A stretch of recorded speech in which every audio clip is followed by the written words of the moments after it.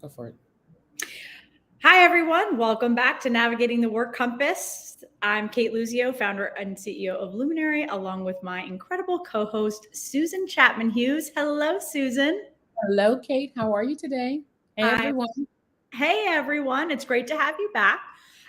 We are the Navigating the Work Compass. This is the first time you've listened or tuned in. We talk about everything around employees, leaders, women in the workforce, what's going on. When we started this, all those many months ago in 2021, we were really focused on really how workers were navigating return to the office. Now that has completely changed. And we are talking about everything with regards to work. And so, Susan, I know today we wanted to talk a lot about courage in the workplace. I'm going to hand it to you. All right. So, as you all know, it's been a really rough week in so many circles around the world. Certainly, we're sending our best to all the folks in the Ukraine. It's just heartbreaking watching what's happening there. And I, couldn't help but notice that the word courage has been thrown around quite a bit in the discussions around what's happening in that conflict. And I happened to go on Twitter this morning, and Chef Jose Andres popped up on my feed. I mean, this guy is everywhere. Okay. And anytime there's a conflict, anytime there's an issue, there's a humanitarian crisis, he is there. And he, when I saw him 2 days ago, he was at the border serving food and working with their partners. And when I saw him today, he was actually inside the Ukraine, near the capital, preparing food for the families who are in the bomb shelters. And I just thought to myself, wow, this guy is courageous. And it sparked a thought for me around a discussion that people never really talk about, which is, what does courage look like in the workplace? Because every single last one of us has been faced with or will be faced with some kind of challenge in our lives that will cause us to have to be courageous. And so I thought it would be great for us to just talk about what that has looked like for us as both employees and as senior leaders, and then just share some tips on how you can prepare yourself to be courageous, because there is going to be that time where you're going to be sitting in the room and somebody's going to say something, or they're going to do something. They're going to behave in a way that in your gut and in your head, is just not right, and it's not okay. And the question is will you have the courage to take the hard decision, to say something or do something? Or you will be in a situation as you are navigating and managing your teams where you will have to be courageous for them. You'll have to make some hard decisions, and you'll have to do some things that may be really difficult. That might be, you might have to lay off some people, you might have to restructure your team, you might have to move people into roles that, they may not have really wanted to, but it's what you have to do for the organization. And the question is how you do that and how you muster up the courage to do that. So I thought it would be a really great conversation for us today. I know I've heard from many of you all who've called me over the years and said, hey, look, I'm faced with this situation. I'm not sure. Should I say something? Should I stand up? How should I behave? And so that's the courage for today. So, Kate, I know you've had to be courageous in your life in many ways in your career. I'd love for you to just maybe share a story of when you've had to be courageous. I love this topic because, it's kind of an odd analogy, but see something, say something, right? And whether that's happening to yourself, happening to others, and it doesn't have to always be in the context of your workplace. If you're starting a company, if you're in transition, whatever situation that you're in, even personally, right? See something, say something. For me in particular, as I sort of climbed the ranks within the banking world. I don't know if I was always known as a dissenter, but I certainly was known as someone who was raising my voice. Not always that people like that, right? But I had to make sure in particular that I was raising my voice for things that I saw that weren't right. And I'm going to give you one example because we just kicked off Women's History Month. That's and right. While all of these months are really important, I just want to make this one caveat. We are not doing this 1 month a year. Susan, you and I are doing this every day of all year round. That's right. And heritage months are important. And they, for me, yes, is commemorative and celebratory, but they are, to me, a call to action. And so several years ago, I'm sitting in a room with the leadership committee, and I was talking about all the things that we were going to be doing for Women's History Month as I ran or was the executive sponsor of our women's group at this organization. And one of the gentlemen, who was a great guy, turned around amongst everyone and said, "Oh, you guys get a whole month. You guys get to celebrate yourself a whole month." And I turned around and said, "You get to celebrate yourself every single day. This has been a white cis man's world for a really long time. Giving us the opportunity to celebrate and plan out activities for 1 month a year is really important." I probably didn't say it that democratically, but the point was, I'm sitting around a leadership table full of senior leaders, and that was the comment that was made. Yeah. I could have just sat there and said, let it go, Kate. But I was there representing all of the women, in my mind, of that firm at that time. And so that's just one example of speaking up. I didn't do it to combat him. I didn't try to belittle him. What I did was try to educate him around the fact that we have to do these things, and Right. unless and until there's parity. And so that's just one small example. But I do think that women of color, people from underrepresented communities, don't always feel like they have the voice and can use that courage to speak up. That's right. I mean, it's interesting as you're talking about that. And I was just thinking about what are the examples of where I've had to be courageous. I recall a time where I had to let go of a person on my team. And in that process, the leader of our group had decided that they wanted to restructure the organization. And in the restructure of the organization, it meant that another member of our team was going to be impacted in a way that was completely unfair to him. And basically, they were going to take his job away from him just because. And I remember vividly just being livid about it. It also would have sent a really interesting and terrible message, because both of the people that were being like, "Oh, we're people of color." And I was like, so let me get this straight. The one person should absolutely be leaving the organization, but this other person has been performing just fine and is doing well in their job. And you want to take their job away and give it to someone else just because you like this other person more. They had not proven that they are a better fit for the role. They had not put the points on the board, but because this person played politics and positioned themselves in a way, they were willing to just take this other person out. And I just put my foot down and I was like, listen, it's not going to happen. If you want to take this person out, you got to take me out too. And they were like, I can't believe, like, what? And I was like, this is just wrong.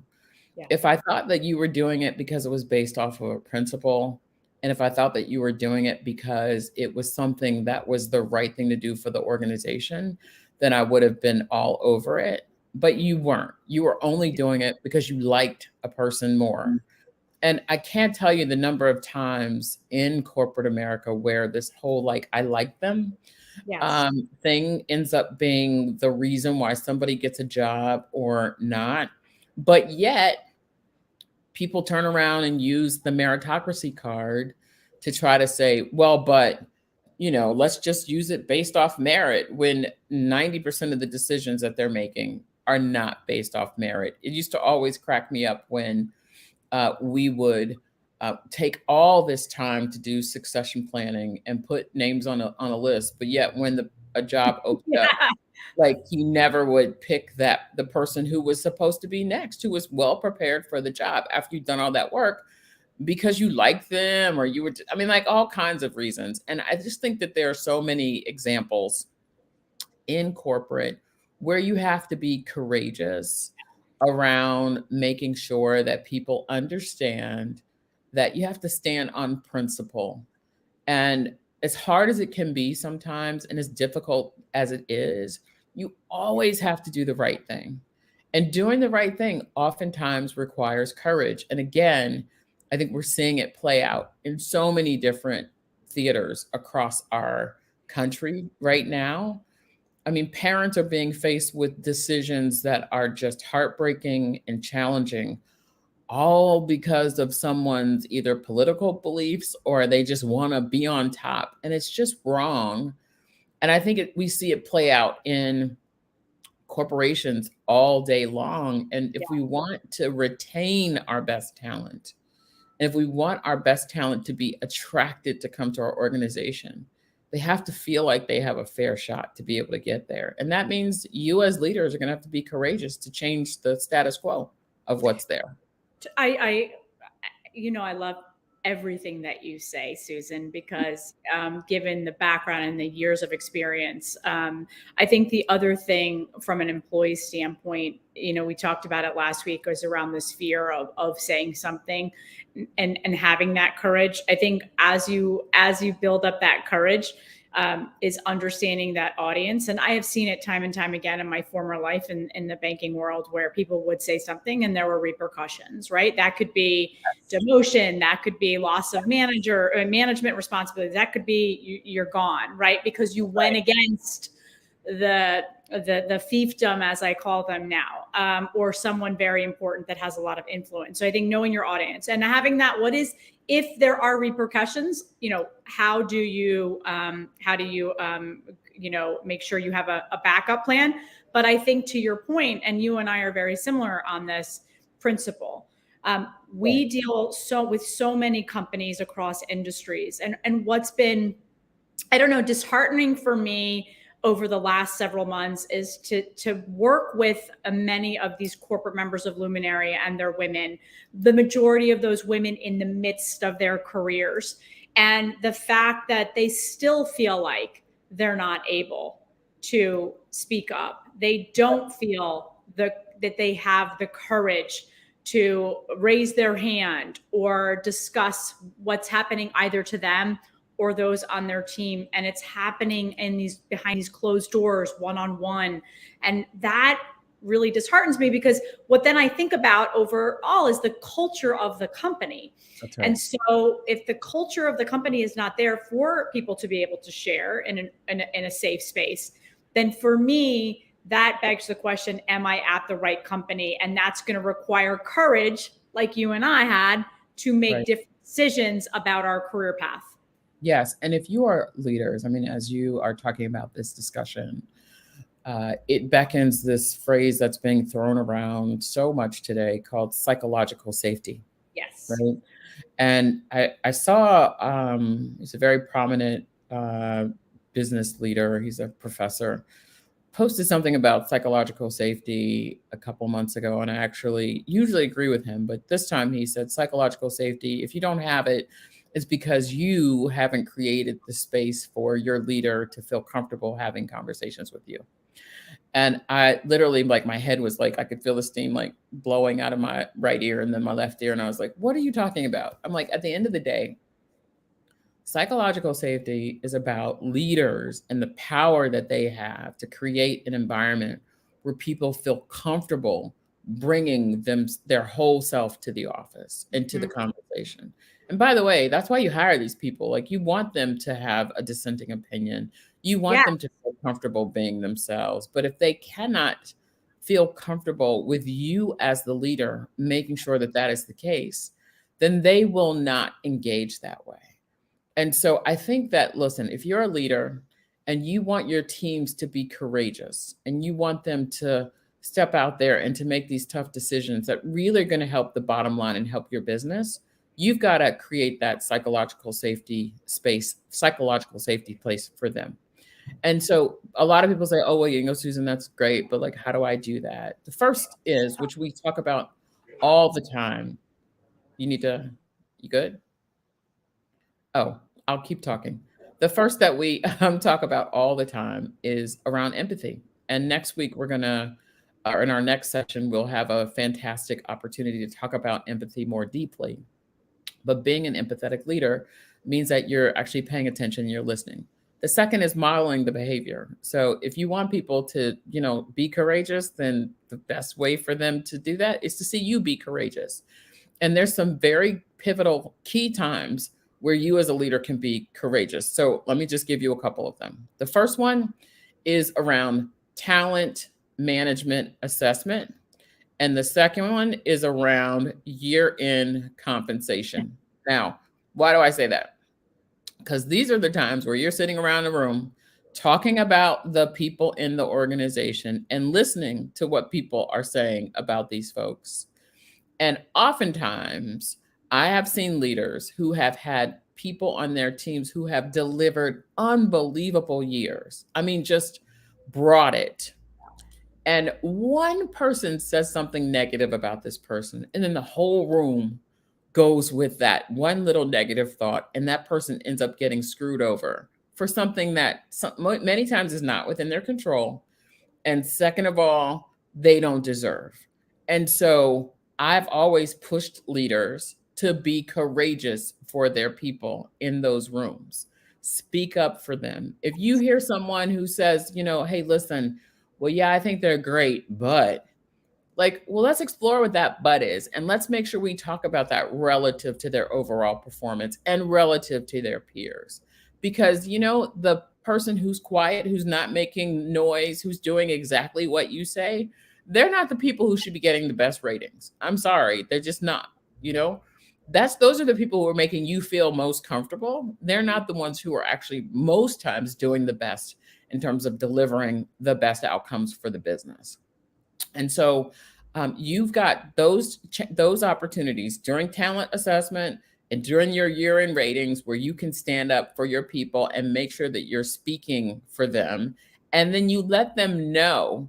You don't have to attribute the comments to a person in the room, but say, hey, listen, this is what was said about you during those conversations, but here's how I made sure that you were taken care of, or I stood up for you in that room.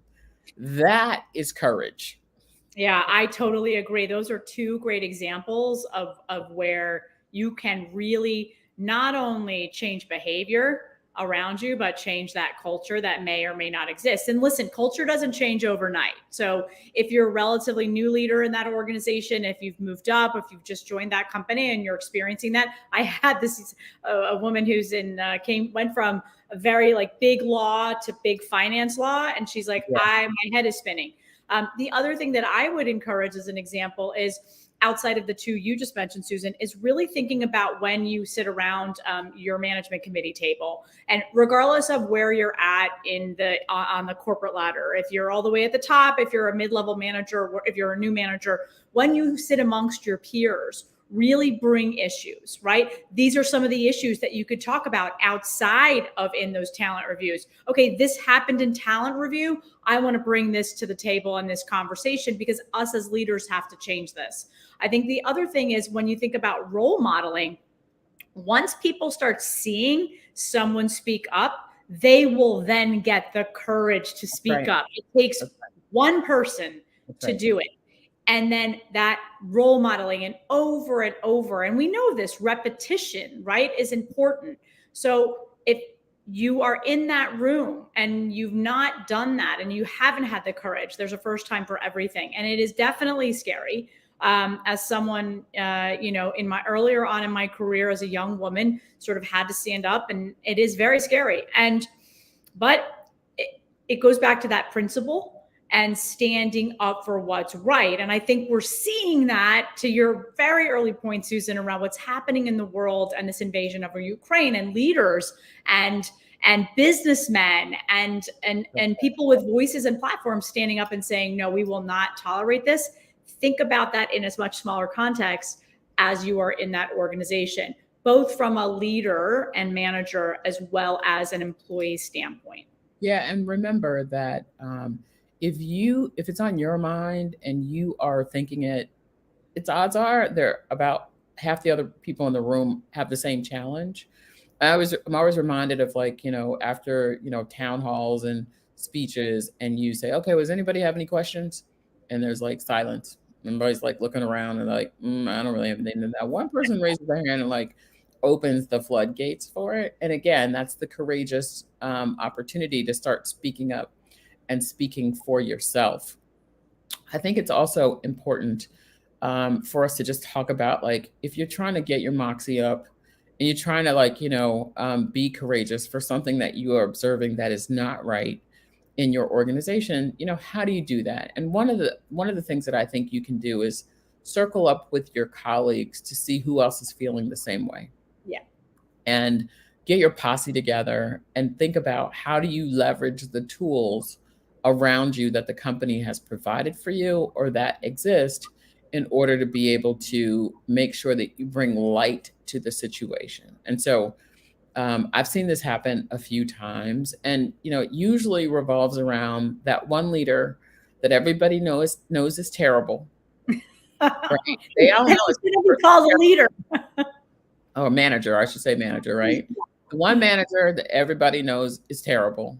And these people, for whatever reason, you can just never figure it out, always seem to still be around. And everybody's like, I cannot believe that that person is still working here. I can't believe that they're still, managing people. I can't believe whatever. And people keep cycling through because nobody's had the courage to actually, like, settle it down. And there's this one instance where this was happening, and it was brought to my attention. This wasn't even somebody that was on my team. It was actually a leader on a manager on another team. And I just said, well, are you all going to speak up about it? And they were like, we're all afraid. Yeah. Will you help us? Yes, I will help you. But this is what's going to need to happen. So here are the channels that the company has available to us. We have a tip line where you can actually, like, phone in a tip around what's like actual facts of what's happening with this person. You also have these skip level forums with the person's boss where you have the opportunity to share. And so what I need you all to do is to use those forums, and let's make sure that you are factual in what you are sharing, because it's really important when you're being courageous to try to minimize the emotion. I know that feels like counterintuitive because your natural tendency is to want to, like, go off and scream and yell, but most people in business respond to calm and data and facts. And so, like, lay out the facts of the situation, lay out the actual behaviors that you have observed, keep a tally of those behaviors. How often has it happened? Under what circumstances are you seeing it happen? Is it happening to certain people? And use that documented evidence and information to have the conversation, to make the reports. This is what those folks did. And I took that information and went to that person's boss and to our HR leader and said, everybody's heard the rumors for years.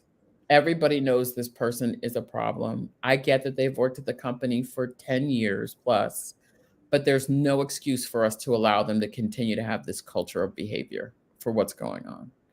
And I realized that every time we've promoted this person, we've promoted them because they're smart, but we've rewarded them for really bad behavior. And that has to stop. And so at first I got pushback because the head of our business unit felt like they were okay with people behaving badly as long as they produced. And, of course, I was like, you got to be freaking kidding me. Like, this is just not going to be okay with me. And so I even escalated above this person's head and said, listen, if this is the kind of culture that we are trying to drive, it is counter to all of the stated values of this company. Like, you can't tell me that this person's behavior reflects these values that we're talking about. So you all look totally disingenuous by continuing to reinforce that. Second of all, let's talk about the top talent that we have lost as a result of the fact that this person cannot get themselves together. And we continue to coddle them and support them despite the fact that they don't deserve it. Yeah. And after that, as well as the other pieces, they finally were like, okay, we got to get rid of this person. So they got rid of the person. And it was like, I don't know if you guys have seen The Wiz, but like in that time where Elaine like gets flushed down the toilet and like the brand new day happens and they all start peeling out and it's like, oh, Have you seen A Brand New Day? That's how the organizational culture rose after that situation. And so I just would, reiterate, there's so many examples of courage around us. I'm sorry, go ahead. No, so many. And I think even if you don't feel like you're in a leadership position, you're not a manager, you don't feel like you can influence or are in a position of power, even at the employee level, as a colleague, you do have a position of power. I'll share one more quick story before we wrap up. And when I was early on, Susan, in my banking days, I don't know if I've ever shared this with you. My manager at the time loved to tout the team that I was on. We were all very, had master's degrees. I did not have an MBA. I had a master's of international relations from Georgetown. And every time we would go in a room, he would tell everyone how proud he was of this team because they all had MBAs, but would call me out and say, well, except for Kate. And over time, that badgering became an issue for me. I felt very, very deflated. I also just felt belittled. Long story short, I was ready to leave. And a colleague on my team, a peer of mine, came to my house and he said, I know you want to leave. We're not going to let you. We are going to talk to this manager about that. Please don't leave. Here are some of the ways, and he came from a military background. Kate, here are some of the ways that I think you can stand up for yourself. One, call him out in a positive way when he does that. Make him recognize his behavior. Long story short, which by the way was really important. I didn't leave, I stayed, but as I moved to my next job, because that was the catalyst. I knew that I love the organization, but this was not the manager for me. I needed to move. I sat down with him and gave him my feedback. Now, he could have accepted it or not, I don't know. But what I really loved was the courage of that colleague, my peer, talking to me about it, saying, the team recognizes this behavior, and now let's do something about it. In particular, let's reinforce how you address it. So just because you're not a manager or leader yet, you are a leader when you behave like that. You become a role model when you behave like that. So courage is so important in all workplaces, small, medium, and large. And so we really need to lead with courage. We need to react with courage. And we need to create change with courage. Absolutely. I couldn't have said it better. And I think that's a perfect place for us to shut this down for the day. Thank you so much for joining us on Navigating the Work Compass, where we talk about issues of the day and hopefully give you all some tips that you can use as you navigate your own work compass. We are looking forward to seeing you at our next session. So tune in. You can find us on Apple Podcasts and Google Podcasts. So please share that with your friends. We'd love to get your feedback and hear what's on your mind. And take good care of yourself. I shared a post on LinkedIn this week that literally talked about only being able to control what you can do and managing the way you react to everything else.